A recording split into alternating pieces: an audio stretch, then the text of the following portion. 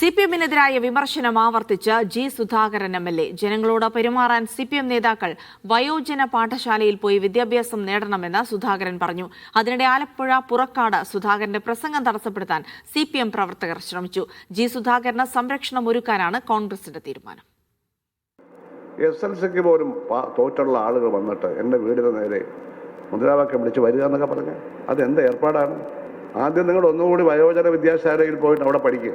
പ്രായമായവർക്കുള്ള വിദ്യാഭ്യാസ സ്ഥാപനങ്ങളിൽ പോയി CPM നേതാക്കന്മാർ പഠിക്കണം. ജനങ്ങളോട് മര്യാദയ്ക്ക് പെരുമാറണം. എതിരാളികളെ അസഭ്യം പറഞ്ഞുകൊണ്ട് കാര്യമായി.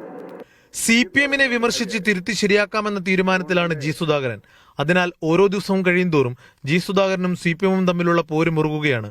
നീർക്കുന്നം സ്കൂളിലുണ്ടായ പ്രശ്നവും MLA ഓഫീസിലേക്ക് CPM നടത്തിയ മാർച്ചിലും പോലീസ് കേസെടുത്തിരുന്നു. ഇന്ന് പുറക്കാട് പാടശേഖര സമിതിയുടെ പരിപാടിക്കിടെ CPM പ്രവർത്തകർ സുധാകരന്റെ പ്രസംഗം തടസ്സപ്പെടുത്താൻ ശ്രമിച്ചു. CPM-നെതിരായ പോരാട്ടത്തിൽ സുധാകരന് നിരുപാധിക പിന്തുണയെന്നാണ് കോൺഗ്രസ് നേതാക്കളുടെ നിലപാട്.